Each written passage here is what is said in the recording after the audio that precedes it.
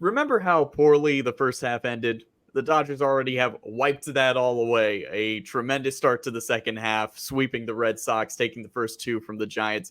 My name is Ryan Bershinger, and yeah, let's highlight Gavin Lux because he was Player of the Week. Who cares if it was only 3 games? He kept that hot streak going after that. So yeah, let's talk about Gavin Lux's hot start to the second half and what that means for the Dodgers moving forward. The trade deadline is literally around the corner. The Dodgers maybe should be looking towards another position that we haven't talked about, and we're going to get right into that. I'm Monse Bolaños. That's right. I'm Beau Benson, and I'm going to tell you why it's starting to feel like we're not watching the Los Angeles Dodgers, but the Colorado Rockies. Well, hopefully you feel like you're watching the sick podcast, The Dodgers Zone. Let's get into it. Turn up your volume. Because you're about to listen to The Sick Podcast. The Dodgers Zone. At first, strike three. Dodgers have won it all in 2020.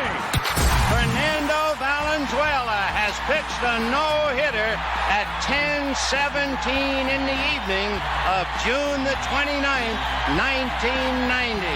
If you have a sombrero, throw it to the sky. The sickest LA Dodgers podcast. It's gonna be sick. Yeah, look at that. Look at what a nice, calm, relaxing break can do. Suddenly you get back to action and boom, you're winning again. Even in final at-bats, getting carried by Kike Hernandez, having all these wild things. Meanwhile, fans of the Boston Red Sox are losing their mind because they have continuously lost multiple games that they really should have won. Yeah. You really feel for smallest Boston. Violin, yeah. Okay, it is nice to win these games, but I have seen that go around, be like, oh, break is all the Dodgers needed, and it's like they were a couple bounces away from being 0-5 coming out of the break, and we're all sitting here putting fires out and screaming for Dave Roberts' job. Like, Yeah. Come on, man. Baseball's fickle, but yay, they got the wins. Yeah. They did. And I think what was nice about it is I think just seeing not just like Gavin Lux, but even Chris Taylor coming out and getting a couple of hits, Kike Hernandez. I think that's what I liked about the wins, even though I agree with you, Beau. It's like we can't, just forget about what's happened or what could happen for the rest of the season. But I think it was just like seeing the other guys kind of have a moment or two was like a bit of a relief to start the second half. Chris Taylor, if he wants to keep being hot for the rest of the year, I'm fine with that. Yeah. That makes things easier. Yeah. There are plenty of people who say Chris Taylor is being hot 24/7. So I know, but I'll give him that credit. Yeah. But no, I know we mentioned Gavin Lux off the top, but really, Kike Hernandez should have been under consideration for Player of the Week. If we're only giving it out for those 3 games, he single-handedly won one of them. Yeah, and sure, Lux played well in that one too. I believe. I know he went hitless in 2 of his last 5 games, and in the games in which he did hit, he hit very well. I'm not sure if I'm lining up. I think that was the Kike game was also a game. Yeah. Well, what's kind of tough about the Kike thing?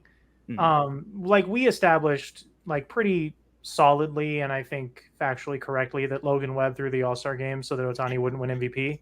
Yes. I have no reason to believe that Kenley Jansen wasn't throwing that game to lower his value so he could come back to the Dodgers much cheaper than it would initially you'd think. Honestly, a fully that's gonna happen. I'm gonna put that out that's gonna happen. Kenley Jansen's gonna be a Dodger by the deadline. Like, don't believe it. Don't be shocked when that happens. They just lost 20-3 or something like that to the Rockies today. They're not keeping Kenley Jansen. He's getting traded, and he's gonna very kindly ask to be traded to the Dodgers. Yes. Yeah. He just said that he wants to end his career with the Dodgers. It literally is like setting it up. Yeah, 100%. I agree with you, Beau.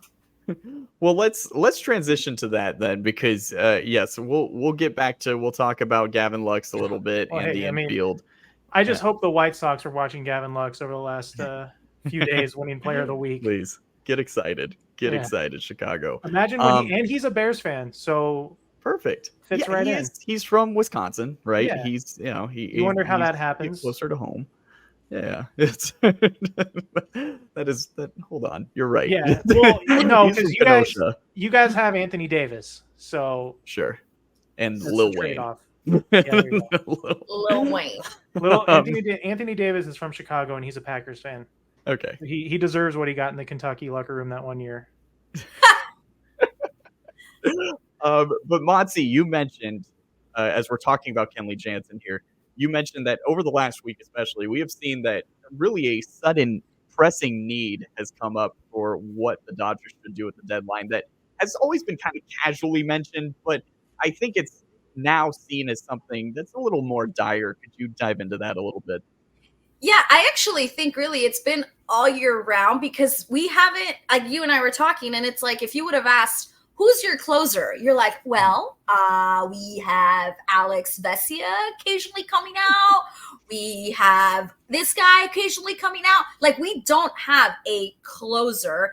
And right now it does seem more of a pressing issue. So obviously there's like a few people out there that we could be going for.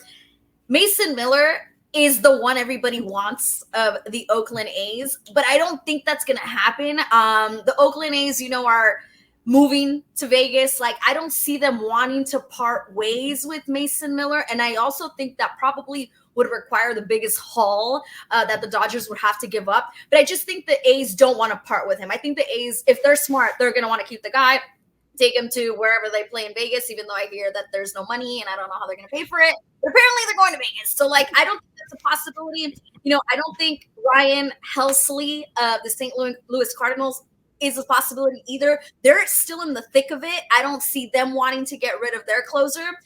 So I'm going to throw out Kyle Finnegan of the Washington Nationals. 28 years old, right-handed pitcher. He has 28 saves, which is one of the top in the league, top ERA, top whip. I just think the Nationals are not in a position where maybe they want to keep him. Like, they're not in the running right now to make it to the postseason. Yes, granted, I think this will be their 5th losing season after winning the World Series.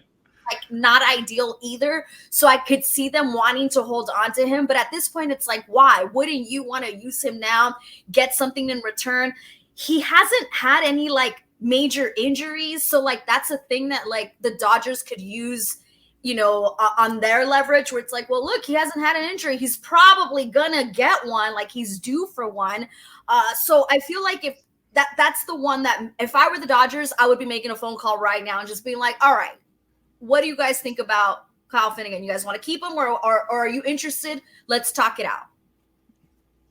I like that call a lot. Yeah. I think Finnegan's a great fit. He's under contract through next season. Right. And he's having a very strong year. And it would make sense for the Nationals. They're a perfect team that should be moving a closer who's doing rather well right now. We already saw them move Hunter Harvey, so they should really be looking at moving pieces of that bullpen. So I think that's a great choice. I had thought about Ryan Helsley a while ago, but yeah, the fact that the Cardinals still like stay in it, because again, there's only like 4 teams that are truly out of it because of the expanded postseason, which kind of sucks. And the Cardinals are one of those teams that even if they were out of it with just 2 wildcard spots, they still wouldn't make a trade because they're stupid and dumb. So yeah. I would love Mason Miller, but the A's aren't going to move him. It would cost a lot. And as you said, like in this in this modern era of pitching, I'm not going to spend huge prospect capital on a reliever that throws 100 miles an hour. Yeah. That's Tommy John at some point. Who knows when? It's literally every pitcher. Kyle Hurt just got Tommy John. Like, it's crazy. So yeah, there's no way it's your fault, dude. This is all my fault. It is. It is So your fault sorry. directly. Kyle Hurt's father liked my tweet about him at the start of the season. I was so excited for Kyle Hurt, and now I feel like I owe his father an apology because You probably I feel do. like I'm responsible. You probably do. Tweet it and see if he likes it. At Coach Hurt, I'm so sorry. Yeah. So it's my fault. But yes, to that point though, with Mason Miller, his name was first brought up like months ago in terms of a guy that might be moved because he's on the A's and he's good. But then it started to not make sense, and that front really quieted down because, again, like, he's on the A's and they need anything that they can. So why would they move him? But I have seen his name start to be mentioned a lot more over the last couple days, and it has started to make me think, okay, maybe he actually is available. And if you think about it, to that point, Bo, yes, Mason Miller is a Tommy John surgery waiting to happen, which would give the A's greater reason to trade him right now. He's under control for, I think, like 4 more years, and he's not going to be throwing 104 that entire time. He's going to probably be out for 2 of those years because that surgery is going to come at some point because he throws tremendously hard. But we know how good he is. And in terms of an immediate impact for the Dodgers this year and hopefully next year as well, if you view it as just that window to get really the most dominant back-end bullpen arm in baseball, he's a rare exception. Even though that injury is waiting to happen, I would still give up prospect capital for Mason Miller because we saw how good he is. In the All-Star game, Ohtani walked, hit that homer, and struck out. Who was that strikeout against? It was Mason Miller, and he looked overpowered because Miller is that good. So he's the one guy where I would be willing to pay a pretty high price for a reliever. But again, I'm aware that that comes with a tremendous trepidation. That there is a huge injury risk attached to him, but he is that good. Yeah.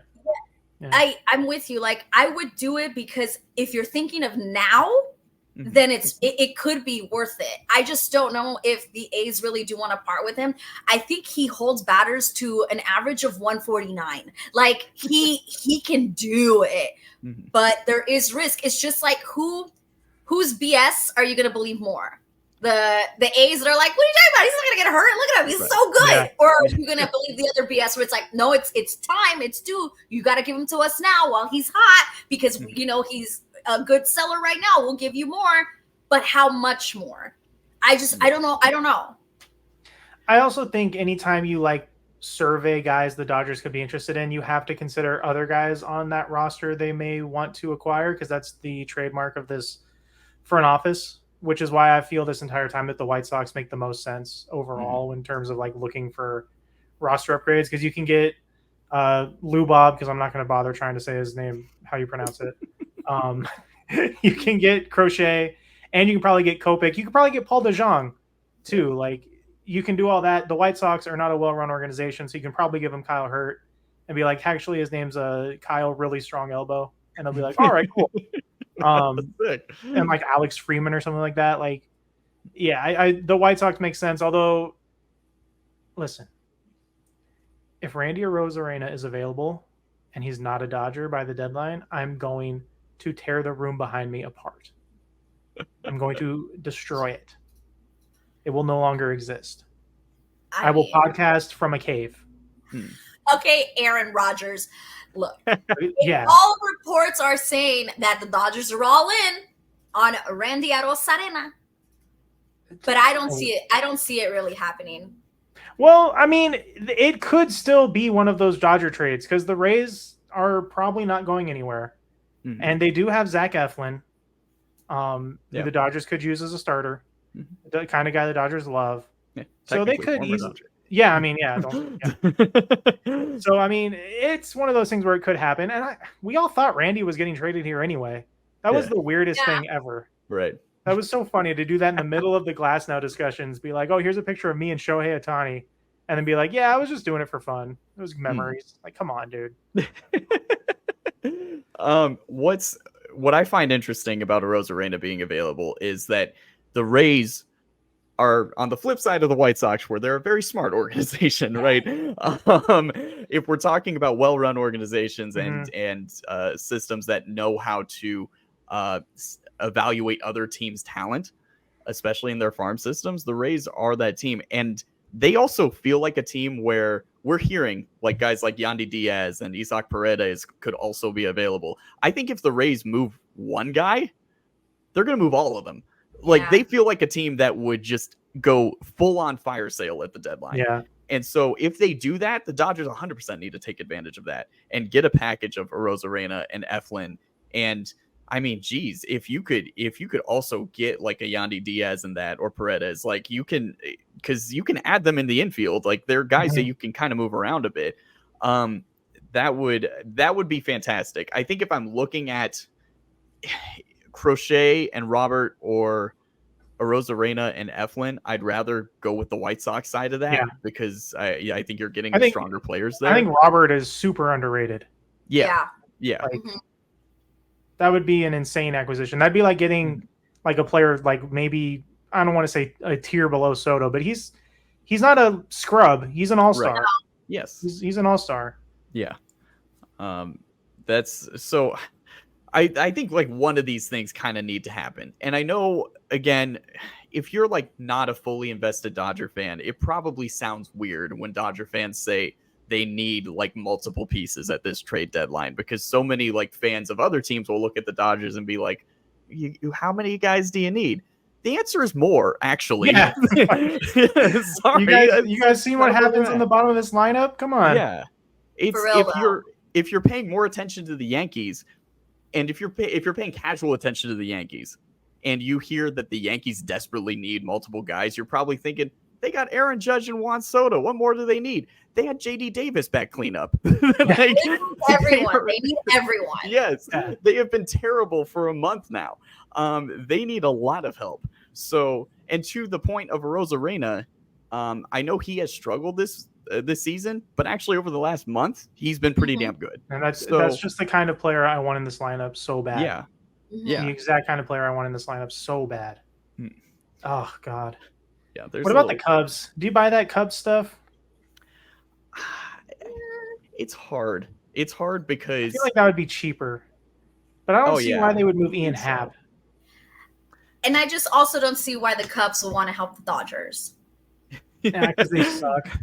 But you know what I mean? Like, Yeah. I really don't see that. I feel like there are other teams that like don't look at it like that. I would put the Cubs in the group of teams that's probably like, I don't want to help the Dodgers. I don't want to deal with the Dodgers. No. I think I'm having trouble again, as we've mentioned in the past, like the fact that the expanded playoffs has allowed more possibility for so many teams, which has in essence really harmed the trade deadline, making a lot of teams not as big of sellers. It's hard for me to see any sort of middling team like the Cubs do that. I know I'm just saying that the Rays very well could, but that just feels more like a Rays thing to do. Yeah, I mean, the Rays are 51-50. They're 9.5 back Yeah. in the East, where the Yankees and the Orioles are, tied atop. So that makes sense if you're the Rays. But like you said, like the Rays operate so much like Bill Belichick, right? Where it's you get rid of a guy a year early rather than a year too late.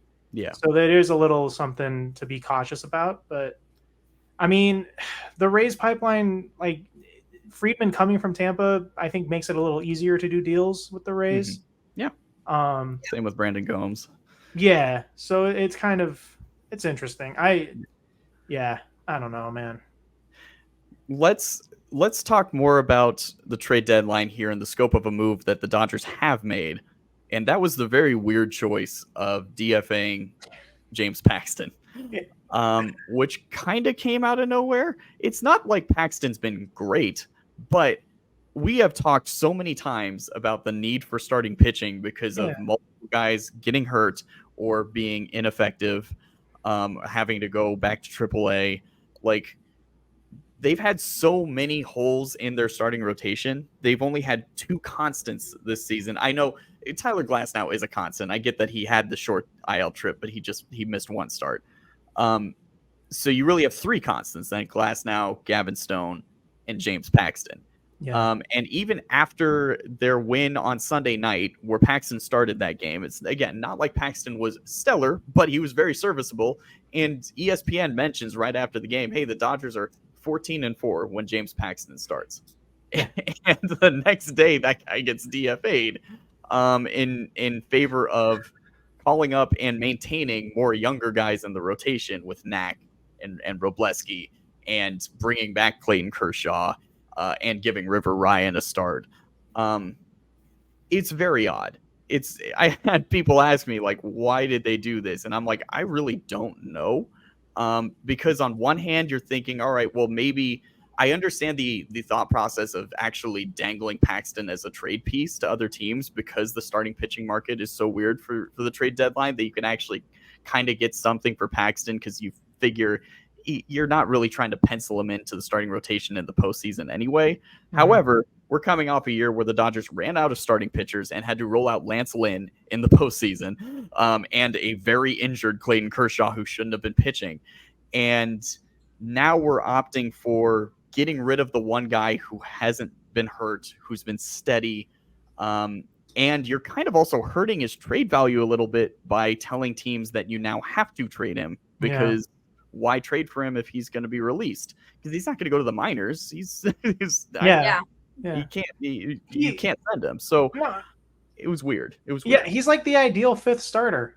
Yeah, like you don't expect to win the game when he's on the mound, but he 8 innings, which like the Dodgers have no arms. It was just a weird, like to do it because you have Glasnow and Kershaw coming back, like okay, but Kershaw could make one start and then like blow out his shoulder because he's 47 years old. Like, it's just odd. It's just an odd move. It's a series of odd moves by this team that are very kind of out of character for them. It feels like. Yeah, when you sent us the news, I was instantly. I said, "Huh, that's interesting." I wonder what plan they didn't make this without a plan. You know what I'm saying? They didn't make this move without having a plan. But what's the plan? Because we don't see it. But obviously they have a plan. And like you said, he's not like the best, but he's serviceable. Like somebody will take him. Yeah. So it's just like, why? And maybe we'll see what the plan was. Maybe it'll be revealed. But yeah, it just doesn't make sense right now. Yeah. I'm holding out judgment to see how the deadline goes with everything, because if it was really to just be able to call up River Ryan and Kershaw, that feels tremendously short-sighted, which is a very odd move to do. Yeah, I just got a text from Blake Trinan. He says, trust the plan. Too bad. Trust the process. He says, trust the plan. Oh, jeez. So, I don't know what they're gonna do. I will, in fairness to the Dodgers, River Ryan was really good. Yeah, and I would like to remind everyone that they got River Ryan from the San Diego Padres for Matt Beatty. Yes. Which is that is to me maybe the funniest fleecing of AJ Preller in his career. And there's been quite a few of those so far. Yeah. So maybe they get, I don't know, maybe they get Fernando Tatis III or something out of this TFA of James Paxton. But at the time, it was a head scratcher to me. Yeah. But yes, I'm glad you mentioned River Ryan because he did look very good in his first start, which is very nice to see. I think that there's actually strong potential for him to be a solid rotation piece for a few years. He looks, and I think it's just because his delivery kind of reminds me of a younger Walker Buehler. He kind of had not the same velocity that Buehler had, but I just kind of saw it in the way that he delivered. Also, he's got a 6-pitch arsenal, which is awesome. So yeah, he looked great. And I'm looking forward to seeing more from him. Let's just for a second celebrate as Dodger fans the fact that we're going to see Clayton Kershaw pitch again, because that's great. That's awesome. Like, and it again, when RIP swing shift, when Beau and I had talked about Kershaw in the past in terms of looking at the possibility of re-signing him, we made the point as like it does not matter like what he does. It's just we need to see him pitch at least one more time, just so that final playoff start is not the way that his career ended. And so we've got that. It is we're recording this prior to the Wednesday night game against the Giants. He's going to be pitching Thursday afternoon against the Giants. Oh, that's sick, dude. Way to bring him yeah. back in an afternoon start. Yeah, seriously, in the middle of the Jackasses. week. But I had said at the beginning of the season this idea of like, hey, let's bring out Kershaw just for one start, and let's find like a really bad team to just throw him out there against. He throws like 6 shutout innings, and he's able to leave to a standing ovation, and then he can retire. So if Kershaw goes out there tomorrow and pitches like, I wouldn't even It's say the 7, Giants, so 5. I mean, you can say 7. He owns them. Yeah, oh, sure. Okay, yeah. If he has 7 shutout innings against the Giants, he can retire then and there. Yeah. I would be totally fine with that.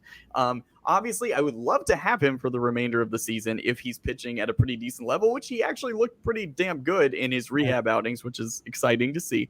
But it would be fine if Kershaw decides to go out there for one more start and be like, all right, you know what? I'm good. That's it. We can wash away the end. You qualify now for a World Series ring if they win it this year. So, hey, if this is your last ride, Kershaw, it's totally fine by me. It's not going to be. It probably shouldn't be. But I'm just saying, like, as a fan, I just needed to see him one more time. Yeah, and hopefully this will satisfy that. It's going to be really weird. Like, I think this is probably his last year. Kind of the same way I think this is going to be LeBron James's last year. Like, I think this is Kershaw's last year, and he's just not telling anybody it's his last year. Mm-hmm.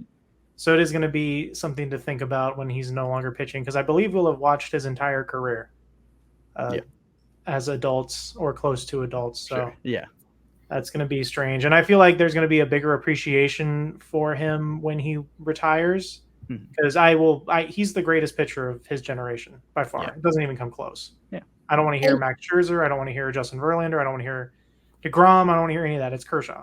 It's always been Kershaw. It's much like LeBron should have won MVP every single year that he was in the league.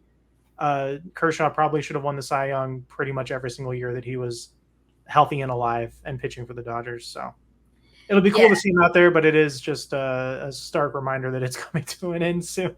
Yeah. I mean, but like he could. I've said this for like last couple of years. He could extend his career if he like maybe moves into the bullpen. Hey, why doesn't it become our closer? Maybe we could use one. Oh. But Kershaw would 100% retire quietly without telling anybody, and we wouldn't know, and it would suck because I do think there were so many fans. Like, remember during the maybe it was a 2017, maybe it was 2018 World Series, but they were like burning his jersey. Yeah, because they're idiots.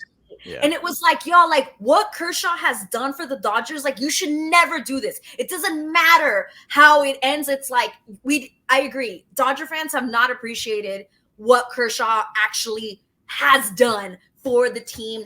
Because I don't think we're gonna see, I said this on Fox Sports Radio recently that like the dominance of a starting pitcher, like that's coming to an end. We're not gonna see that anymore.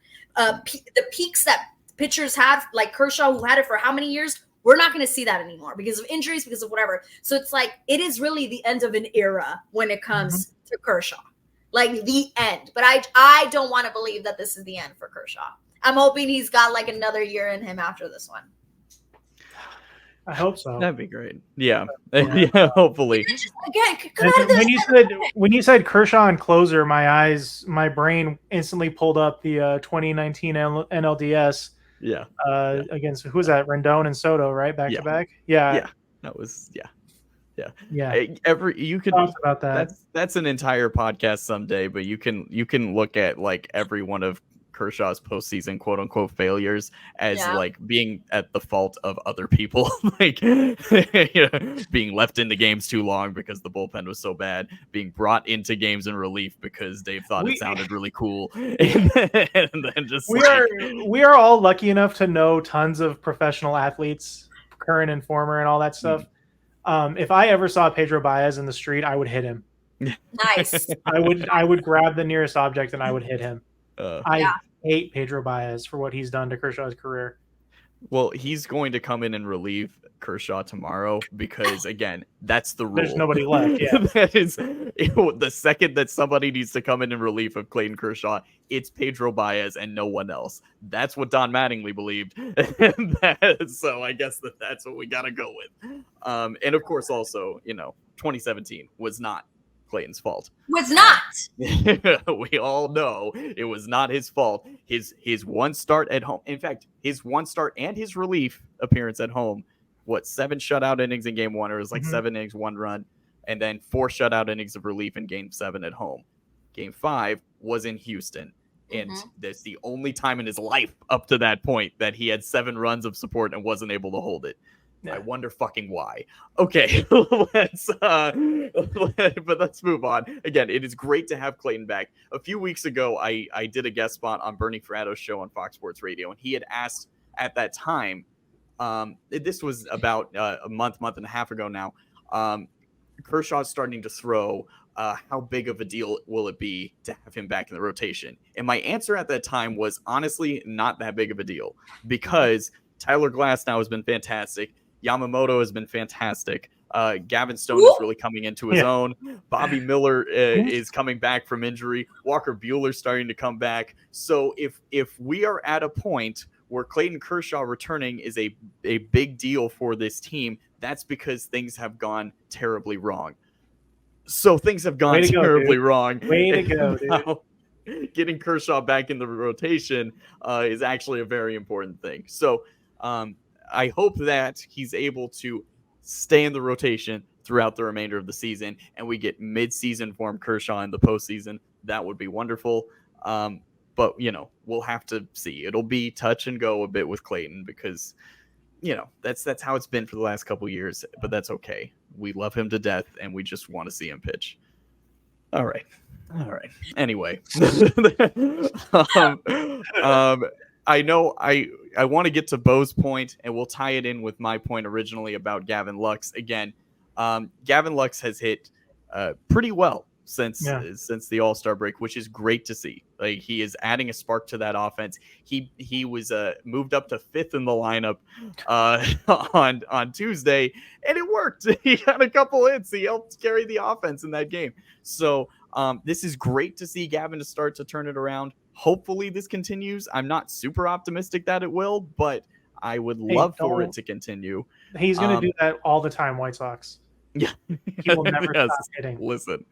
But I will say, though, that my initial reaction after those few games of Gavin playing well, and it was half joking, but my initial thought was, well, now the Dodgers front office isn't going to trade for an infielder because they're going to be like, hey, look, Gavin Lux is hitting again. It's just like we just traded for one, and we're going to get Mookie back. We're fine. So Nick Ahmed is going to start at shortstop on Wednesday night. And Beau, would you like to talk about Am I watching the freaking Mets or something here? What are we doing? This is the povertiest move that has ever been done by this team, I think. You DFA James Paxton to start the week, and now you're signing Nick Ahmed off the street to start at shortstop for the foreseeable future, because, as I would like to say, I was 100% correct that running Miguel Rojas as your everyday shortstop would last maybe a month before his old man body fell apart, as it has. So now you're pulling Nick Ahmed off the street to start for you for the foreseeable future at shortstop, the most important position on the infield. And it's just, it just all goes back to their inability to address this position meaningfully, throughout the last, 3 off seasons. Seriously. This is not going to sound good coming out of my mouth, but Christian Yelich getting hurt is a positive for the Dodgers because it probably gives the Brewers reason to trade Willy Adames. Yeah. And if he's available, I would hop all over that. But yeah, you're the Los Angeles Dodgers. You're trying to win the World Series this year, and you're pulling a guy off the street to play shortstop. That's just weird. Yeah. Just an odd. With that in tandem with the Paxton DFA for no reason, what are we doing here? You could have DFA'd Kike. No, yeah. That would have been the smarter thing to do. And nobody would have been questioning it if that did happen. Nobody would be questioning it. Kevin Biggio still exists. Yeah, Kevin Biggio. There's a number of infielders you could have killed. DFA'd. The same Dodger fans that burned Kershaw's jersey and ran over it, they'd probably be mad about Kike being DFA'd, but they're idiots. So whatever. Actually, yes. You know what? I will take it back because this week, I was working at Dodger Stadium, And we had on Monday, the giveaway was a Shohei Ohtani hat. So it was like a really busy day. But I was talking to one of the heads of security, and he was like, actually, this week, Wednesday, is going to be the busiest game we have on Kike Hernandez night. Yeah. And I was like, what? And he's like, we have over 50,000 tickets already sold for Kike. And I was like, huh? And he's like, yeah, I guess he really is a fan favorite. So yeah, maybe I was wrong in saying that nobody would have blinked twice if he would have been. Dodger fans get the strangest connections to the most mid players imaginable. Who was that third baseman from Mexico that was good for like half a season? Luis Cruz, yeah. Remember that? Yeah, he was good for like half a season, and the fan base went absolutely ballistic when they benched him for Juan Uribe. Yeah. Yeah. Praise God, Juan Uribe got good again.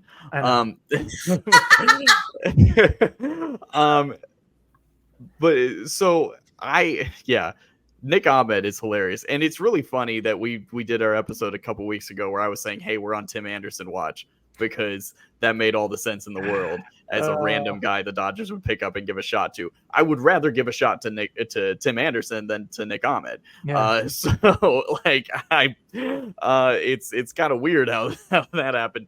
But that's, to that point though, is where I actually kind of disagree with part of what you're saying, Beau. And that's because the one complaint that I have about the way the front office has managed approaching position players on the roster this season is that there hasn't been enough turnover of that last spot. No, 100%. Because what they've been good at in the past is like throwing random guys in there to see what works, and then after a couple weeks when it doesn't, then they jettison them. Mm-hmm. They started to do that with Taylor Trammell at the start of the season, and then they tossed him out for Gavin Biggio, and for whatever reason, that one hasn't ended. Yeah. I get that, like the leash they've given to these guys is something to behold. It's one of those things where it's just like, you are trying to win a World Series. And I understand that like deadlines spur action, so no one's going to go out and make a big trade ahead of the deadline. Like, so there's not a lot there, but I don't know, man. You can't tell me that there's not a guy in AAA in the infield that you could try. Like Cody Hosey could come up. Yes. Like there's any number of guys. You got to see what they can do. Yeah. But like, we know what Gavin Biggio can do. We don't need to see any more of that. We know what Kike Hernandez can do. We really don't need to see any more of that. Like, Chris Taylor has staved off elimination, so that's fine. But like, the leash given to guys this year has been kind of weird for a team that has aspirations of winning it all. Yeah, it's just too many leashes. I feel like that's the problem. It's like sometimes we always have this issue, but the leash has always been like, oh, 1 or 2 players. It's like 7 players have a leash. And that's what's weird about it. Yeah, that I think that especially leading up to the All-Star break, I think that was my biggest issue with the way that the roster was going, because Monse, and you had talked about in the first month of the season about how Chris Taylor was the luckiest guy in the world because the Dodgers were able to afford having him play absolutely terribly because the rest of the team was doing so well. But then once we got into May, June, July, we didn't have that luxury because Gavin Lux was also playing terribly. Kike Hernandez was also playing terribly. The last spot on the roster, whether it be Taylor Trammell or Gavin Biggio, was not being used well. And James Outman was playing so poorly he had to go to AAA. He still isn't good. Yeah. So like, and that's then with other guys, even like Jason Hayward, really not being that great, like having rough patches throughout there as well. So I think that not seeing that constant churn of that last roster spot has been weird. And now I guess that's the way I'm talking myself into, like, I guess we'll give Nick Ahmed a shot. but it's just bizarre to see, like, that's the guy we go to if we're trying to churn through that roster spot, is like, hey, how about Nick Ahmed? You know, like, okay, I guess. He was playing for the Giants this season. So he does have the opportunity to do the funniest thing imaginable tonight. And maybe we're recording this after Nick Ahmed goes 3 for 4 with 2 doubles and 3 RBIs. But not likely, quite frankly. So he's batting 9th against Robbie Ray in his Giants debut, and Robbie Ray has tortured the Dodgers in the past, but it is also his first start of the season, so Yeah. who knows? Maybe he throws underhand. Maybe Nick Ahmed goes up there and hits one to the bleachers. That's definitely been weird. So when we regroup in a week after the trade deadline passes, hopefully we do see at least a new face, whether that be in the starting lineup or on the bench offensively. They cannot not do a trade. No. They just can't. Seriously. If they don't do anything, then they are essentially punting the season, because this roster right now is not getting close to winning a World Series. This roster right now is probably closer to a first round exit than it is to advancing in the playoffs. So Yeah. I really don't want to hear that. If that happens, then that's just, God. Just call it a season. Yeah, If there's no trade, just call it a season. Pretty much. See you next year. I'm confident that they will do something. Yeah. I'm 50-50 on whether or not it's going to be something substantial. And it's not because of them. I talked about them. I don't think Tarek Skubal is going anywhere. No, he's not. I know that there's still been heat on that. I still find that hard to believe. Yeah. No. I think the Crochet and Robert stuff makes sense. And that would be great if it happens. And again, I think there is enough smoke with the Rays now where it makes sense that they sell some guys off. But to your point about like Willy Adames, it sounds weird because the Brewers have been so good this season, but also let's keep in mind that the Brewers didn't believe in this team before the season started and traded away Corbin Burns.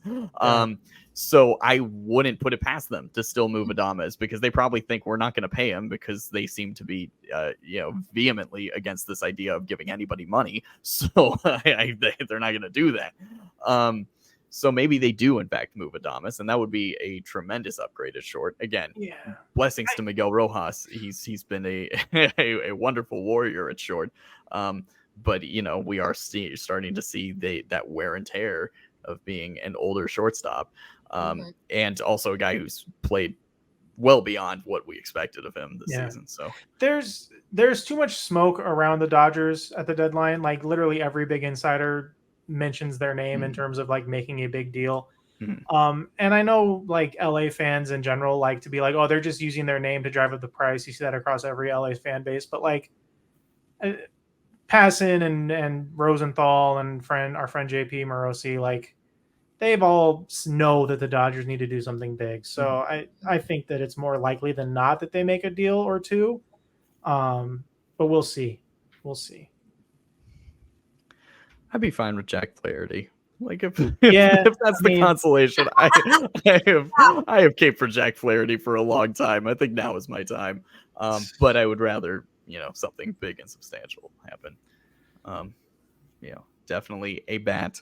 Definitely adding to the bench, adding a starter, and adding to the bullpen. That's every portion of the roster. Yeah, literally. It's just literally outside of that, though. How was the play, Mrs. Lincoln? All right, let's wrap this up, shall we? Just a fun thing that came out today, and we had batted it around a bit. The Marlins today announced SpongeBob SquarePants Night. That's right. And in which they are going to wear, and this is not a joke, uniforms that are SpongeBob. Like they're it looks like SpongeBob. I don't know how else to describe it to you. It's literally yellow with the pants on the jersey. Time Yes. the fuck out. Yes. That's not a giveaway? That's not for the fans? No, there's no way the Marlins are going to wear those. Did I misread it? That they were. I thought it was a giveaway. Maybe it's a giveaway. Maybe it's both. I hope it's both. I barely looked into it, but I thought it was a giveaway. Yeah, they're giving those away. They're giving it away. I assumed that they were gonna wear them. Which way? You know what? Fuck it. Why not? You're the Marlins. Who cares? Yeah, you should just wear that. Wear them. Put them on. The Miami Marlins are one bad investment away from being a team that the Savannah Bananas play. So why not? Just why not? Yeah. Okay. Yes. No, listen, I want one. They look great. I hope that they do wear them because, quite frankly, and this is there is no team in the majors who could get away with this other than the Miami Marlins. Mhm. Yeah. It fits with the theme. Look at that stadium. Okay, if a stadium was in Bikini Bottom, it would be the Marlins Stadium. Well, like it's perfect. we So got to bring great of them. the center field sculpture back. Taking that away is the dumbest thing that ever happened in baseball. What the hell? That's worse than the Astros cheating and getting away with it. Is taking away the Marlins sculpture. It's not. Absolutely not. Relax. That thing was majestic. Relájate. That is not the same. There is some gigantic warehouse somewhere with just. Oh, dude! that Someone structure. called Nicolas Cage. Can we steal that next? That thing is so cool. God. Well, yes, it's a great giveaway. And my take is still they should wear it for the game. Yeah. Why not? As I said, I really hope that the Marlins have invested in some kind of AI firm, and so in a month when that tanks, that they got to go play the Savannah Bananas, and they'll definitely have to pull those out. So it's fine. All of a sudden, you're going to see people at Miami Marlins games if they do start playing what are they called? The banana hammock? Savannah. Banana hammocks. The banana hammocks, yeah. The Savannah Bananas. Whatever. Greatest show on the Baseball Diamond. Yeah. Well, I don't know about the Marlins shirt, but Ryan, what are you wearing? I like what you're wearing. Well, thank you. So this is look at this. This is very nice. Oh, it is Dodger super shirt. soft. Yes. This is a shirt from Homage. And our friends at Homage. Yes, this is a tremendous. I keep wanting to say homage, so that's why I'm stumbling here. Homage. This is yes, this is a tremendous sports apparel company, which we are very excited. They're working with the Sick Podcast Network. Homage specializes in ultra comfy, high quality looks, repping sports, pop culture, and more legendary moments. Learn more about Homage with the link in the description. That's going to be in the description of the podcast, in the description of the YouTube video, where you can find tons of shirts just like these. I also have a crew neck sweatshirt with the same logo, which I love personally. I've been wanting for the longest time. I just wanted like a standard Dodgers shirt that like had the more, I don't want to, it is classic more with the ball, with because they used to have this on like, on more of their stuff with like the batting practice jerseys and everything. They haven't really utilized it in a while. I like it a lot. The best hoodie I ever owned, man, was just a blue hoodie with that logo on it that I got at the stadium. But they also have like, there are tons of different styles, tons of different logos that you can get on these shirts. And they're super soft. Like this is incredibly comfortable. The crew neck is incredibly comfortable. No lies told in how soft their shirts are and their sweatshirts. And it's not, just Dodgers apparel. They have other teams as well, but literally some of the softest shirts I've ever touched in my life. So again, thank you to Homage. And we're going to be getting more stuff from them in the future because I want to get some I want the starter jacket. That's what I've had my eye on, that starter jacket, for quite some time. So one of these days, I'm gonna get myself that starter jacket. Get it. Treat yourself. Sweet. It's 97 degrees out in California right now, so I have no need for it just yet. But hey, those fall nights I would be wearing my my Homage item, except it is a sweater, and I'm not going to do that for anybody whatsoever. It's hot as the dickens. I'd be wearing mine. I do have a sweater, but I agree it's hot. And the other one was stolen out of my car. So that's where we're at. If you broke into Monty's car, I'll find you. You suck. You suck. Yeah, come on. You will not know rest. No. Violence will be the answer if I come across you. That's all I'm saying. But if you are watching this, you stupid car thief, you better give us 5 stars and follow us on YouTube and follow the podcast. And then rot in jail, because then your view counts and your subscription numbers will count, but you won't be able to watch because of the dirty crimes you have done.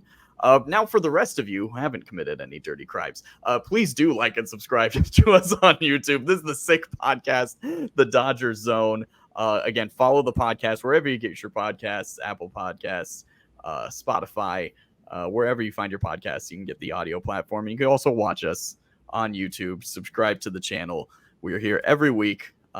We will be back next week to hopefully react to some pretty great trades that the Dodgers have made. And if they don't, then we'll be reacting. We will be reacting. Yeah. Best believe that. So once again, thank you to Homage, and we'll continue to rep their stuff. Check out their stuff in the link in the description. My name is Ryan Bershinger. She is Monse Bolaños. He is Beau Benson. You can follow us all on Twitter. This is the Sick Podcast, the Dodgers Zone. Domo arigato, everyone. Thank you very much. Enjoy yourselves. Bye. Turn up your volume. Because you're about to listen to the Sick Podcast, the Dodgers Zone. And strike three. Dodgers have won it all in 2020. Fernando Valenzuela has pitched a no-hitter at 10:17 in the evening. And that's a wrap. Hope you don't miss us too much until next time. Follow the Sick Podcast, the Dodgers Zone, on YouTube, Google Play, and Apple Podcasts.